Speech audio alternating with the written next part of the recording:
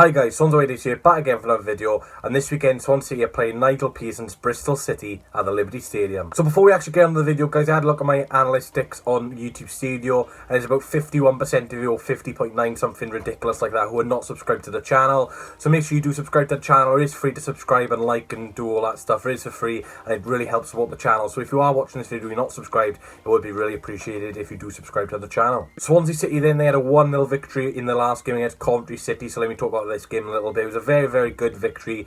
Performance, again, questionable performance, some very questionable attacking play at times. We sat back at 1-0 and he worked at the end of the day. We brought Corey Smith on and Jay Fulton. We shut the shop and they couldn't get in. The door was closed and they just couldn't break down the barriers, which was very good for us. Coventry, they were decent on the day, didn't really threaten us too much up front. They had 1 or 2 chances, but nothing really testing Freddie Woodman's goal. For Bristol City then, Nigel Pearson wasn't in charge Tuesday night. He was actually in the stands, but when he was in the stands, Bristol City players are obviously going to perform a little bit better because they want to play in more games in the future. They actually beat Middlesbrough 3-1 away from home, their first victory in 7 league games, which was very big for them. Obviously, Dean Holden got the sack, which is quite fair. Really, he was doing a pretty poor job with a decent squad of players, but they had a 3-1 victory. It was a very good performance from them. Naki Wells and Jeju both got on the score sheet. One of them scored 2 as well, so it was a good victory for the away side. Swansea City then are unbeaten in 13 home league games, which is absolutely remarkable. Hopefully, you can make it to the end of the season with only losing 1 league game at home. That would be absolutely immense. Like I said, Bristol City only have won 1 in the last 7 games. Obviously, that came in the last game, but the new manager bout, the new manager curse, whatever you like to call it, that could be in play this weekend. Obviously, Pearson's first games against us this weekend. It'll be a tough game. Pearson's a very, very experienced manager. He's managed Watford last season, Leicester City before, kept them up. I think he nearly kept Watford up as well. He was just unlucky, really. He got sacked towards the end, which was really, really stupid because it was so far off, and he nearly did the remarkable keeping them up. And I thought it was a bit harsh sacking.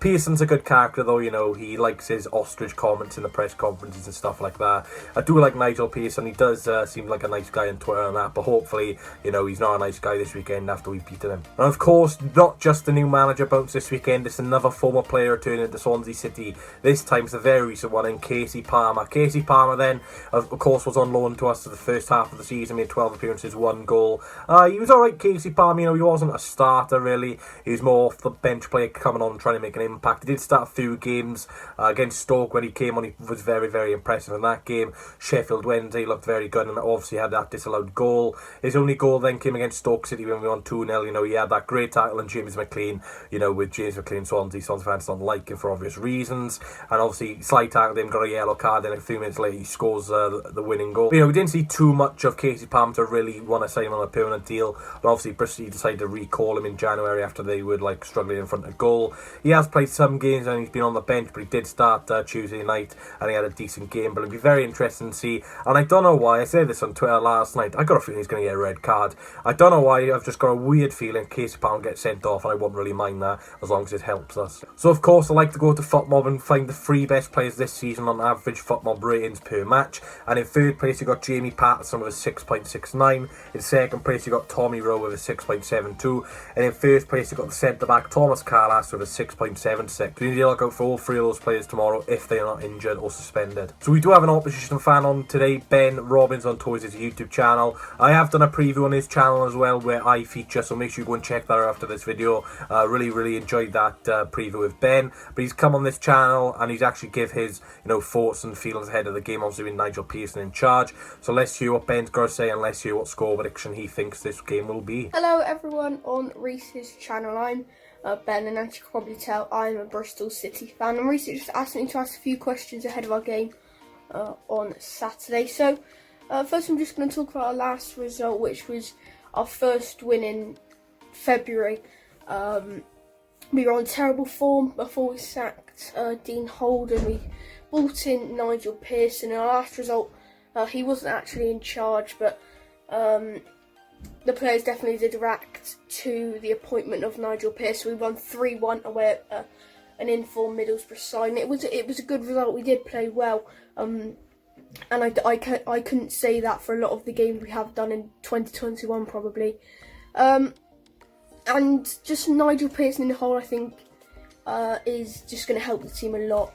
We saw with Lee Johnson and Dean Holden, we were mid-table championship club really when the season did finish. But I feel like Nigel Pearson has done it. He's done it with Watford, he's done it with Leicester, and hopefully now he can do it with Bristol City. And on Saturday away at the Liberty will be his first game in charge of Bristol City. He'll be in the dugout for the first time. So it'll be interesting to see how he does line up the team and how he does get into the team's head really, because on Wednesday was his first day actually officially at Bristol City, so it's only been there for a few days, but hopefully we can see a result on Saturday. Now finally I'm just going to do our 3 key players and then the score prediction. So 3 key players, I'll probably say, as I said, we haven't been on brilliant form recently, so no one's really stood out, but I'll go off the Wednesday game. I'll probably go for Nigel. He scored twice on Saturday, and he did play well for the probably first time in quite a long time. Naki Wells as well, he scored. He looked very good on Wednesday night as well. And also I'd say one of our midfielders, so Backinson, if he plays, and Adam Nash as well, they played very well on Wednesday night. And then my score prediction, it's going to be a difficult one. I know Swansea coming off the back of a win against Coventry, and you've got a lot of good players in form like Conor Horahan. But I think I'm going to go for a 1-1. Hopefully Bristol City can keep up their good form on Wednesday. Thanks for having me on, Reese, and good luck for the rest of the season. Thank you very much, Ben. Really do appreciate that, mate. Like I said, go and subscribe to him, guys. He's done really well with Bristol City. He's had interviews and stuff like that. He's even been in a press conference, which is really, really impressive. That'd be awesome if I asked Cooper a question and stuff like that. But make sure you go subscribe to him and make sure you check out that match preview featuring myself. So going on to injury news, there's so many injury news for Swansea City, but my word, Bristol have like a full team 11 of injury news. But let's get on to the horse then. Of course, a few more injury news after that win against Coventry. A few players hobbled off injured, which is a big shame. So let's start with the injuries in, or the main ones anyway. You got Stephen Bender, who obviously got injured in the training. We got Brandon Cooper, who's getting better now, but he's still injured. Tivon Drashechia, I've not really mentioned him in the last couple of weeks, but he is injured. He's got an ACL injury. We got Wayne Routledge, of course, he's been injured since the Forest game. So is Liam Cullen, and obviously Jordan Morris. Ryan Bennett, big shame. Steve Cooper did confirm after the game against Coventry City he will be out for a couple of weeks with another muscle injury. Very, very frustrating really, because Ryan Bennett's had 3 or 4 injuries since he's come here in the summer, and I didn't think he was that injury prone. He is getting on a bit now, and Cooper's got to learn you can't play him 2 or 3 times a week. You've got to use him sparingly. We got the players to do it, and it just doesn't do it. And obviously another older player at the back went off injured again. I think it's another muscle injury. Kyle Norton, not unknown his injury so far. Cooper, he said he might be fit, he might not. He just doesn't know the extent of the injury so far. But this press conference was straight after the game, so we might have known a little bit more. So I don't think normal play this weekend. I think it's too short of a recovery to really recover from an injury. But it's a big shame, another injury at the back. I look at the thing, you got Ryan Bennett, Brandon Cooper, Rosacea, Norton. There's 4 defenders there all out injured. It's a big blow. So let's go on to the Bristol City injury news, and this is actually not their league team news for tomorrow, it's their injury news. There's so many to get through with. So Alfie Mawson, Andreas Weimann, Callum O'Dowda, Jay De Silva, Cameron Pring, George Nurse, Tommy Rowe, Chris Martin, Nathan Baker, Hakib Al-Dalikan, Liam Walsh are all out injured, and Famara Jeju is a doubt after going off against Middlesbrough. So they got so many injuries there. I think I butchered that Hakib name, so apologies for that, because I don't really know how to say it. But Bristol City fans, no wonder why Dean Aldo is struggling. Look at the amount of injuries you got. That's insane. If we can't beat an injury at Bristol City tomorrow, then I don't think we'll get a better chance in a while. Let me just explain myself. A few people say 1-0 Swansea City, but the comment was edited. I do not include edited comments because you can change it after the game. So say you do a score prediction and you want to change it before the game, make sure you delete your comment and put a new one before kick-off. Or, if you edit the comment, I'm not going to include it because you could have cheated, and, there's a few sneaky buggers out there. So congratulations to the real people who've not edited their comment and did say 1-0 Swansea. Congratulations to Jeffrey Jeffington, Joshua Corbett, Kieran John Meslier, David Clark, Oscar DJ, Stephen Williams, Brandon Williams, the Bloody Legend, and Zach Hurley. Congratulations to you lads who said 1-0 against Coventry City. Congratulations, you were featured in this video, and it was great to see some people after no one got the Huddersfield one right. So if you do want a shout out on Tuesday's match preview against Stoke City, then make sure you put your comments down below of this game. Freddie Woodman in goal, Connor Roberts, Joel Atabodia, Bengabango, Mark Wahey, Jake Bidwell at the back. Midfield three of Corey Smith, Matt Grimes, Connor Horahan, and up front Andre Yu and Jamal Lowe. Now, reason why Joel Atabodia is coming in is obviously Norton's injured. Corey Smith in for Jan Dan. Dan had a decent game, but I think this game, you know, Corey Smith knows Bristol City a lot more than Jan Dan, and I think we need to control that midfield and, you know, really win this midfield battle tomorrow afternoon. So going on to my score prediction then. I think it's just got a 1-0 Swans written all over. You know, we're decent at the back in the last couple of games. Like I say, our home form is very, very good.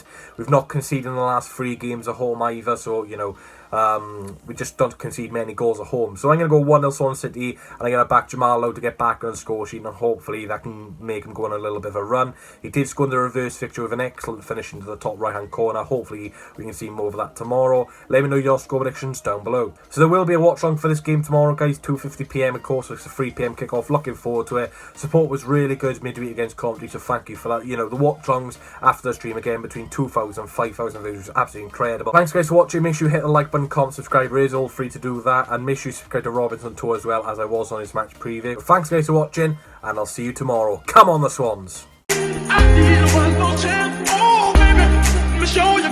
I need one more chance, oh.